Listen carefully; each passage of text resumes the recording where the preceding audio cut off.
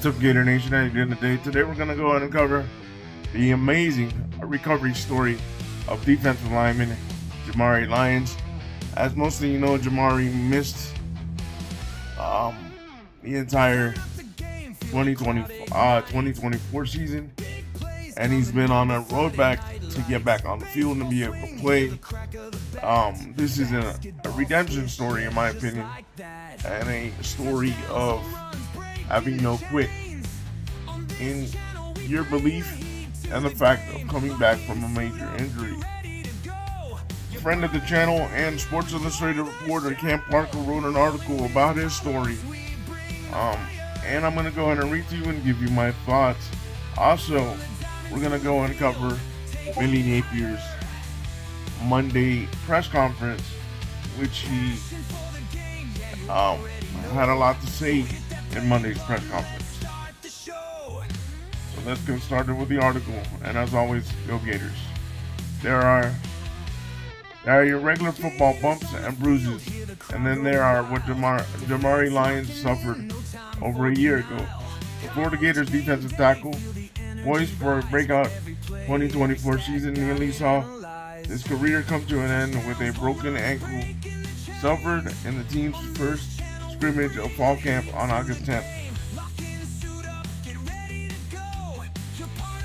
It was like the last play of the rep. I remember going to start the guard. The runner was coming, and I was playing the secondary gap. And as I was making the tackle, the pile kind of rolled over me, and my ankle got caught and just popped right on the field. Lyons recalled Wednesday. The injury, which required 2 surgeries, ended his 2024 season before it began. However, the severity of the injury put losing a year of football on the back burner. Lyons' day-to-day life was completely changed in an instant. Shoot, I wasn't able to walk for 6 months, he said. I was in a wheelchair for probably like 3 weeks until I got crutches. And then from crutches, I was able to go on the scooter and then back to crutches and put some more pressure on it toward the end of my injury or recovery process. While the physical aspect was difficult as anything he's ever faced before, the mental aspect and emotional side of the injury was just as tough. Lyons remembered the first time he returned to practice after his injury as an observer in a wheelchair. It just hurt to see my boys practice without me. I had to sit back and get wheeled and around practice, he said. So that really just hurt me. I'm the type of guy, like, I always love to practice, like to attack that day. So it would just hurt me just being pretty much sat down or forced to sit down, and it kind of like messed me up in my head a little bit.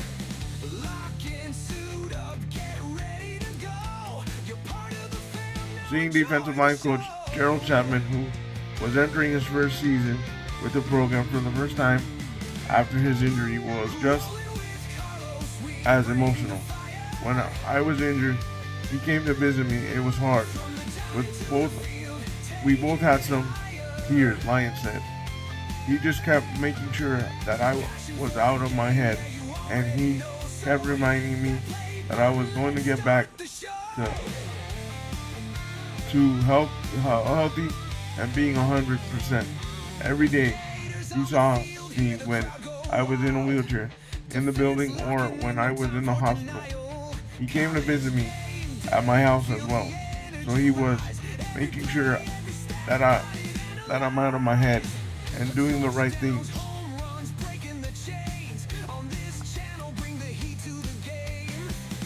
Now over a year, his gruesome injury, Lyons enters the 2025 season healthy, thanks to a will to return and strong work ethic during the recovery process.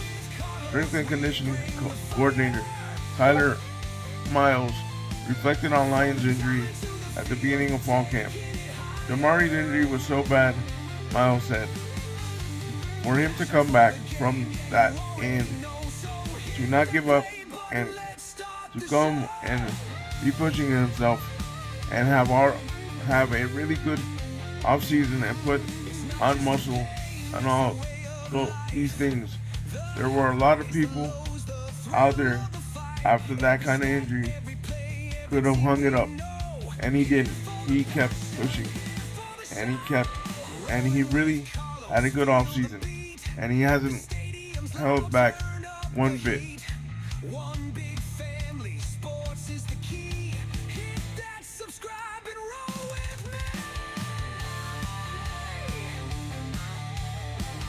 Lyons' first return to the practice field during spring camp. A bet in a black non-contact jersey. While feeling comfortable back on the field, Lyons wasn't sure he would be allowed to shed the non-contact jersey during spring. He was positively surprised during the last week of camp. I got my locker. We're getting ready to suit up. I see a blue jersey. I just looked at the blue jersey and started tearing up a little bit. I was like, wow, I'm really back to 100%, he said. It just felt good to be out there, running around, striking, just having fun, like being a big kid again. It's just all great. After 4 months of not being able to put weight on his foot, Lyons only needed a little over 3 months between January to mid-April to be a full participant in practice. Once he shed the boot in January, Lyons told trainers he was ready to run immediately before being told to slow down and take his return day to day. He relented despite his excitement, but now that he's able to run, Lyons is now relentless, and he continues to refamiliarize himself with the speed of the game.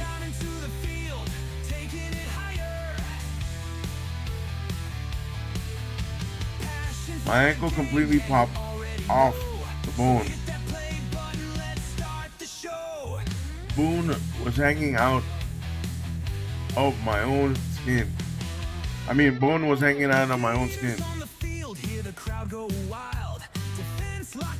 Like I said, being able to come back from there, it took a long time to even start walking and a little bit more time to start running after that.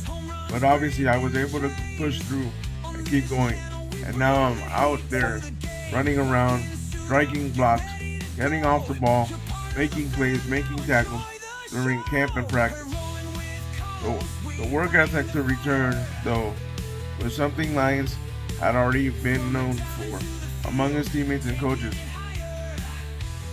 Predating his injury, it even earned him the nickname during his freshman season in 2022. We gave him the nickname a long time ago, the Junkyard Dog, Tyreek said. Jamari just goes there and makes a mess. He makes it easy for the edge guys to make plays, and having Jamari back is going to be a big help.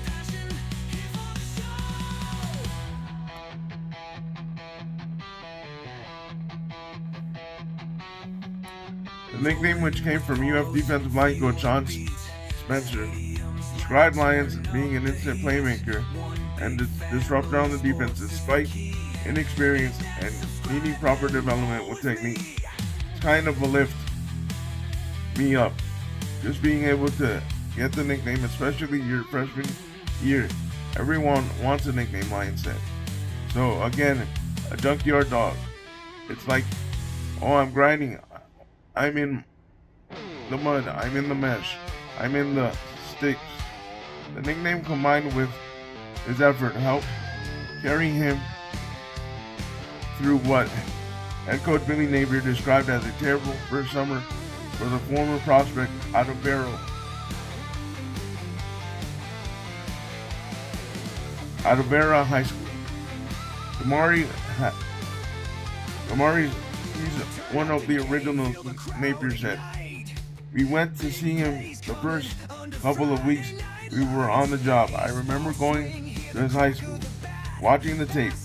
Big, long, twitchy, but didn't get off to a great start in his career here. He had a shoulder surgery, wasn't mid-year, showed up way out of shape. Me and him joke around that first summer a lot. I mean, it was terrible. Lyons agrees. It was really a wake-up call, he said. It's a big transition from high school to college. So I had to make sure I get on time with the schedule. It was a lot of me being late, not eating right. They had a lot of food in front of us, so I was just eating anything and everything. So I was out of shape pretty bad.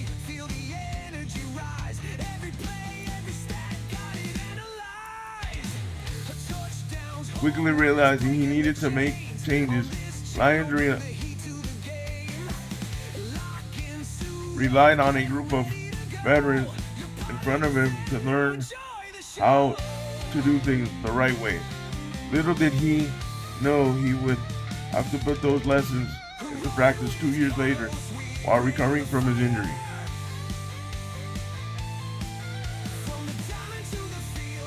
Lyons, a type 2 diabetic, emphasized the extra work in the preparation and recovery process, including extra time in the training room, consistently eating the right foods, and taking his insulin on time.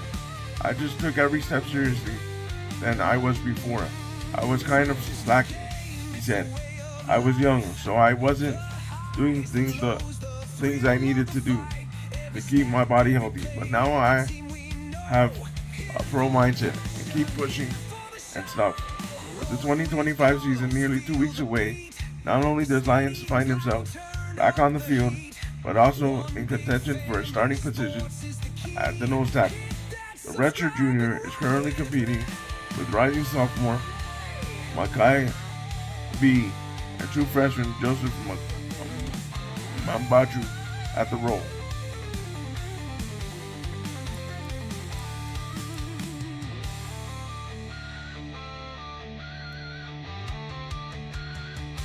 He's back, I think. He's chomping at the bit, Napier said. He continues to get better and better. He's getting in football shape. You can see some of the twitch coming back. And then obviously he plays with passion. He's a guy who helps keep everybody accountable. Good temperament. The kind of temperament you want with a defensive lineman. Overall, the journey has been difficult, as it could be. Lyons, nonetheless, he's managed to spin the injury positively and is looking forward to making an impact for Florida in 2025. It just thought that it can be taken away at any moment.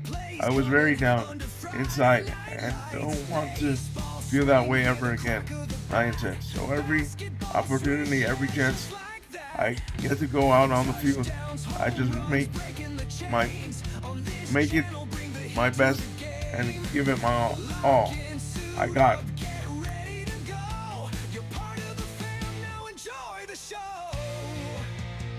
Alright guys, there you see that broken ankle almost ended Lyons' career. I'm also going to put some clips of practice, of him in practice from Twitter. So give me a few seconds, you're going to see them here.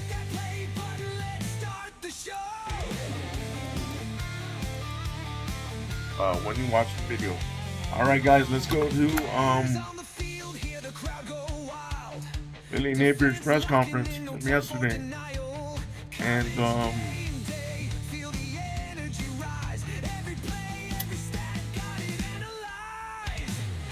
see what Billy Napier had to say during his end of fall camp press conference as we roll into the first week, next week, as we roll into the first week, next week of the regular season.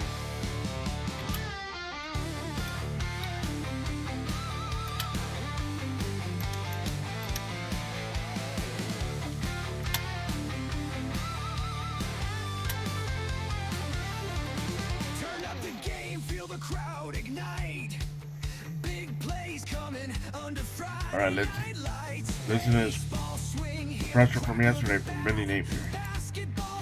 You're investing your time and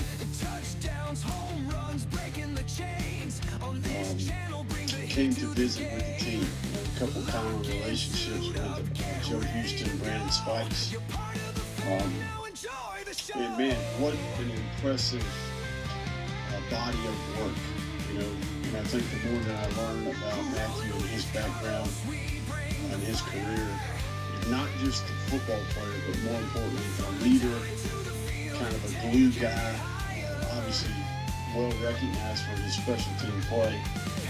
But in general, his role within that organization, just the culture of that team. We all observed that from the outside. It was great to have some conversations with him what that was like on the inside. He had a strong message for our team about vision and challenging young people to really be intentional about their plan. And he mentioned a few things I talked to the team today about. Every day that the good Lord wakes you up is a gift. And he talked to our guys about no one owes you anything. No one is entitled to anything, and you have to earn everything, and you have to view it as a blessing. And you have to operate out of gratitude, and you truly have to see it as an opportunity. And what are you going to do with that? Obviously, if you're to this point in your life, if you're at the University of Florida as a football player going to school here, you've got tremendous opportunity in front of you. What are you going to do with that? And certainly the application of how that applies to our team. We've done all this work since January, and now here comes the opportunity, and what are we going to do with it? So, very thankful for Matthew, not only his wisdom about football and life, but his example of faith, and hopefully he'll come back again next year. We certainly would love to have him back. Questions? All camp for year 4. Where does this team stack up in this pass? As far as game readiness is concerned, we'll probably have more players that I think are game ready. Now, I think our team as a whole, coming out of the second scrimmage, we got a pretty big group of ones that we could win out there. I think our focus this week is working on contingency plans. It's working on the rotational players. We have players that need to grow in the special teams area, so that we can build depth and build roles with more players on the team. And that's ultimately what we're focused on. And obviously we're changing gears to afternoon practice this week because school starts Thursday. But in general, we have to make a big jump here over the next couple of weeks. We've got a second tier group of players on the team. That second tier got a bit of work in the scrimmage compared to the one before. How do you see players respond to that opportunity and maybe define potential roles for themselves? I thought there was probably a dozen players that really took a big jump and showed promise. I thought overall the intensity of this scrimmage, the effort, the physicality, the pursuit, the strain, the chase, everything was much better than the scrimmage one. So I thought overall it was good. We saw a lot of guys make progress, and I think in position to do more. And I think a lot of them, we still need to see more. Towards your progress, have you made as much progress this camp as you thought you would? I think in certain positions we have. I think we went into training camp with kind of some assumptions about where we needed to make work. I think we've seen some of those things come to light. We need to get healthy. I think some of those positional battles that we talked about, I think we have made progress in those areas. Look, this week we'll really refine the special teams depth chart. We'll move toward, hey, based off of where we're at, how will we play the players in the game? Who are the starters? Who are the rotational players? How many plays will they play? So, I think for me, I like where we're at. I think the training camp has been positive. We've got to get a few healthy here down the stretch, but in general, it's a greater good game. You've got to go to the deep water, and I think we did that. And there's always going to be some casualties that come with that, but I think overall we got to get pretty healthy and feel good about where we're at. Part of injuries, is there anything that you think is lingering and we cost games? We're fortunate that we don't have to report on that until week 3. But you guys are pretty good at figuring those things out.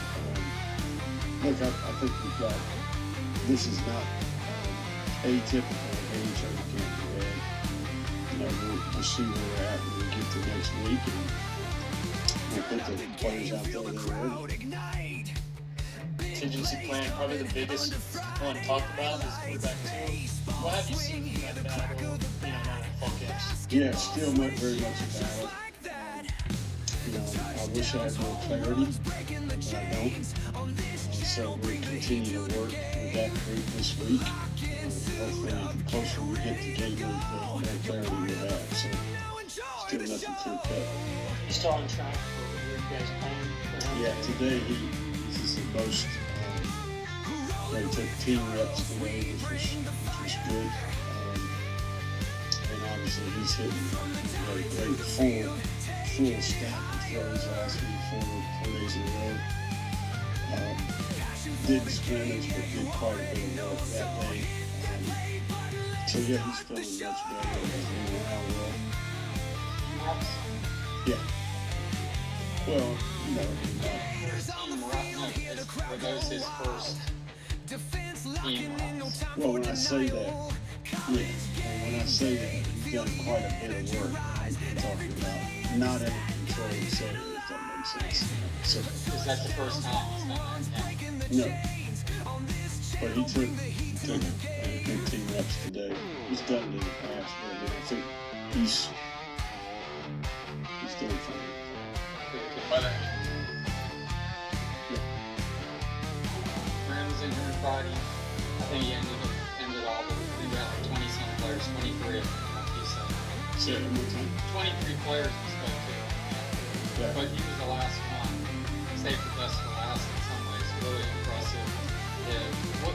What is it about him just has allowed him at 19 years old to be such a leader, so confident, and so prepared already for this role? Well, if you've met his parents, I think he's a product of his environment. I think their approach to education, their approach to life in general, not only him, but the entire his siblings, it's just a very impressive family as a whole. I think they've been very intentional about what was important to them growing up, and I think he's a product of that. Obviously, his education has been very important to them as a family. I mean, everything that they've done has been intentional. And he's met his mother and his father. They're both extremely impressive as well. So, yeah, he's matured beyond his years for sure. And certainly that's led to his ability to contribute. Physicality, he seems to relish that. He was talking about, okay, this guy, let's kind of see what he had to do. Some of Jaden Bond, being linebackers and guys. But does he have that? I mean, it's a dumb question, probably. Obviously, it's kind of hard, but does he have that, like, edge you really look for in a guy who's going to be like your leader at that position? Yeah, he's got a unique ability to be poised and have composure in certain settings, but he can go there as a competitor when it's time. He's got that physicality and edge, that competitive spirit. There's no question about that. I think we've been focused on his communication. We've been focused on his leadership, being more vocal, getting comfortable with addressing issues with the other players. I mean, I think we're trying to create more opportunities for him to grow in those areas, but he has the physical gifts. He's talented. We're really dialed in on the things that require no talent. He's improving his skill level, his football intelligence, his role on the team as a leader, a communicator. He can play football. I have to remind the running back sometimes that he was a pretty good running back in the day, too.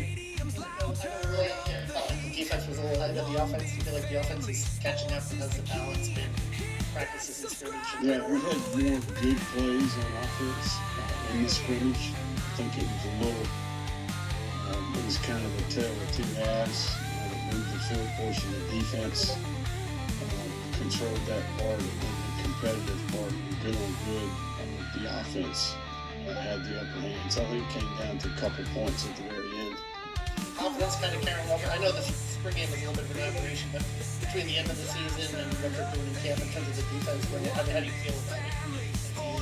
Yeah, I think that we are on a mission here to play championship caliber defense. That's what I would say. We are on an absolute mission to play defense at a high level. And if you dig into it's one of the things that we have failed to establish here since I've been head coach, and I would say my last stop as head coach, we were very good on defense, and we improved each year. We were like 124, 18th, 25th, and finally we were 11th in the country. So we need to do that to become the type of team that we're capable of being. And I think that I've seen this group of players talk more about that. I think we have personnel, depth, and leadership to do that. I think the coaches, this group of coaches, have done a fantastic job on this group. Like the steps that you were hoping. I mean, there's a lot of fascination around him given his rating, his background, his high school. Is he poised to kind of break out this year, you think? Yeah, we've got 3 corners that we would consider starters, and he's in that group, Devin Beatty and himself. Cormani has improved as a tackler. I think he's had a great offseason. He's gained probably 15 pounds of lean muscle. He's bigger and stronger. He's been much more disciplined, been much more consistent as a teammate, much more accountable. He hasn't had a 6 a.m. The entire offseason, right, which is an accomplishment for him. So I think he's grown up quite a bit. I think he understands his level of loyalty and accountability to the team. He wants to be a guy that people can trust. He needs to continue to work on his communication. And I think he's very much a young player that continues to evolve. And he is a good cover corner. He can play outside, he can match up. He's got height, length, speed, ball skills. He has ball judgment, and he's improved as a tackler. So we need Cormani to continue to improve, and there's a huge long runway for him to continue to get better. Players come in here and talk about sort of preparing for urgency, mentioning your open. All right, guys, you spoke about defining roles. They asked him about DJ, and he kind of skirted around the answer. But I think he's following what the family requested. They asked him about Miles Graham, and he said that Miles is steps ahead of last year, that he's a true professional, and that's just courtesy of his parents, and that the defense is building to playing championship defense, and that he believes that this team seems to be built to compete for championships compared to his first 3 teams. Even though we all know he loved it for his first 3 teams, this is year 4, so the veterans know what he expects and what the staff expects. So that's basically what he said, and we'll go from there. And like always, leave me your comments down below. And if you like what you see in the in terms of content for the Gators, hit the subscribe button. And like always, stay positive, stay on your grind, and go Gators.